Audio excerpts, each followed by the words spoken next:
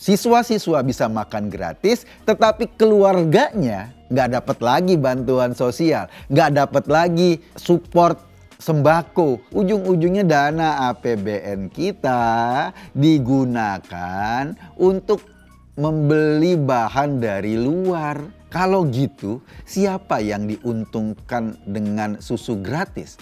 Ganjar Mahfud misalnya memulai kampanye. Pak Ganjar ke Merauke, Pak Mahfud ke Sabang. Dari Sabang sampai Merauke.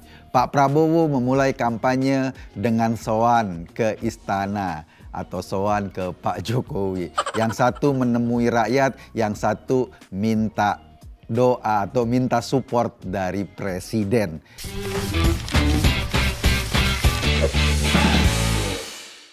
Hari ini sudah dimulai kampanye secara resmi. Pasangan Ganjar Mahfud misalnya memulai kampanye. Pak Ganjar ke Merauke, Pak Mahfud ke Sabang. Dari Sabang sampai Merauke. Pak Prabowo memulai kampanye dengan sowan ke istana atau sowan ke Pak Jokowi. Yang satu menemui rakyat, yang satu minta doa atau minta support dari presiden. Ini yang terjadi. Kalau kita bicara kampanye tentu saja kita bicara soal program-program.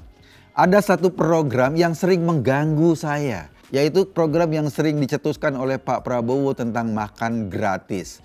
Makan siang gratis buat para siswa, buat anak-anak sekolah. Kenapa mengganggu pikiran saya? Karena ini memang program yang mau dicobakan. Diteriakkan oleh Pak Prabowo, diteriakkan oleh Gibran untuk makan gratis. Apa benar program ini bisa jalan? Dari sisi hitung-hitungan anggaran, pernah ada yang menghitung. Pak Hasim kalau nggak salah seorang timnya Pak Prabowo yang juga adiknya menghitung kira-kira makan gratis itu membutuhkan budget 400 triliun. 400 triliun. Dari mana uangnya? Kalau kita lihat konfigurasi APBN kita kira-kira 2.500 sampai 2.800 triliun sebulan. 400 triliun itu ya hampir 20%-nya juga kan.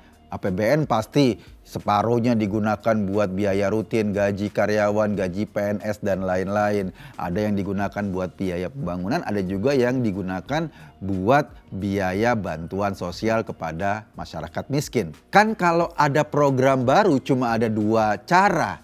Yang cara pertama meningkatkan pendapatan, artinya pajak ditingkatkan, dikejar-kejar lagi orang yang para wajib pajak. Meningkatkan ekspor gila-gilaan, atau itu butuh waktu loh. Nggak bisa langsung cepat dieksekusi. Kalau mau cepat dieksekusi, relokasi anggaran. Anggaran yang sudah ada, yang sudah ditanding-tanding itu, yang sudah ini tadinya buat A, tadinya buat B, sekarang dipindah menjadi pembiayaan makan gratis. Dari mana peluangnya? Kalau menurut gua mungkin anggaran yang akan diambil dari anggaran bantuan sosial.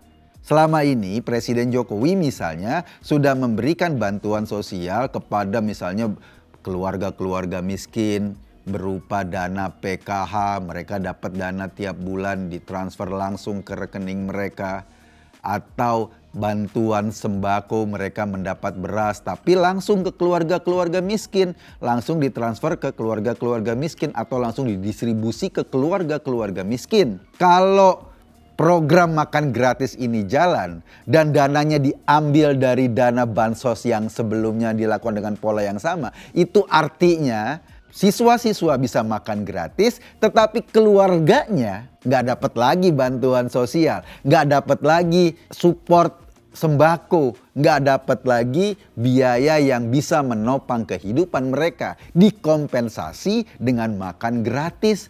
Mungkin anaknya satu orang sekolah, tapi keluarga yang lain gimana? Kan nggak cukup makan siang doang. Makan pagi gimana? Makan malam gimana? Itu yang pertama. Yang kedua, kalau bantuan makan gratis itu untuk seluruh siswa, berarti siswa dari keluarga kaya, dari keluarga yang cukup, sampai siswa dari keluarga yang miskin. Anak-anak yang nggak butuh makan gratis, yang di rumahnya sudah sarapan, yang lauk di rumahnya cukup, akhirnya dipaksa juga untuk makan gratis. Resikonya apa? Resikonya sebagian makanan itu nggak dimakan sama anak-anak karena belum tentu suka kan menunya. Kalau sebagian makanan itu nggak dimakan, itu artinya program itu akan banyak yang kebuang-buang. Akan banyak makanan yang tidak disentuh, akan banyak makanan yang basi. Itu resikonya. Ada lagi, katanya nggak cuma makan, tapi juga susu gratis dibagikan kepada seluruh siswa. Tahu nggak sih, Indonesia itu bukan negara penghasil susu. Kalau kebutuhan susu kita sekarang saja, kita harus impor susu dari luar negeri untuk memenuhi kebutuhan susu kita sekarang. Karena sapi-sapi kita kebutuhannya atau hasilnya tidak mencukupi kebutuhan susu nasional. Apalagi kalau susunya atau program susu gratis itu menjadi program pemerintah. Berapa besar atau berapa banyak dana yang kita habiskan untuk mengimpor susu? Siapa yang diuntungkan dari situ? Ya para importir susu. Yang kedua, ya negara-negara tetangga yang selama ini menghasilkan susu. Australia atau New Zealand sebagai negara penghasil susu yang lumayan besar pasti diuntungkan. Ujung-ujungnya apa? Ujung-ujungnya dana APBN kita digunakan untuk membeli bahan dari luar. Kita gunakan lagi bahan-bahan atau produk-produk dari luar untuk memenuhi sebuah program yang ambisius ini. Itu problem. Tapi orang akhirnya bertanya, kalau gitu siapa yang diuntungkan dengan susu gratis? Apakah siswa-siswa itu? Iya, barangkali siswa-siswa itu dapat segelas susu satu hari. Tapi tahu nggak yang paling diuntungkan siapa? Importir susu. Mereka lah yang paling diuntungkan dari proses atau program makan gratis ini. Importir-importir susu itu pasti senang kalau dapat untung besar dari proyek besar. Ujung-ujungnya kalau proyek ini menjadi bancakan para importir susu, kan ya semua rakyat akhirnya juga dirugikan. Kenapa program ini saya sorot? Karena sering diomongin untuk mencegah teroris. Karena miskin maka tingkatkan ekonominya. Untuk mencegah anak-anak kena mental health, kena problem mental, kasih susu. Dan itu sering disampaikan sama Pak Prabowo. Artinya apa? Artinya bagi Pak Prabowo, segala persoalan di Indonesia ini bisa selesai dengan makan gratis.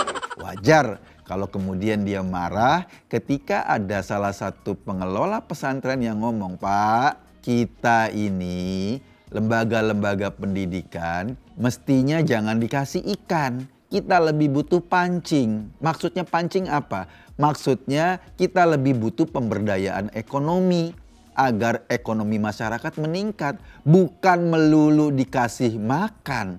Karena yang dikasih makan gratis, yang diberikan makan secara cuma-cuma itu kebanyakan ya pada akhirnya tidak menghargai itu.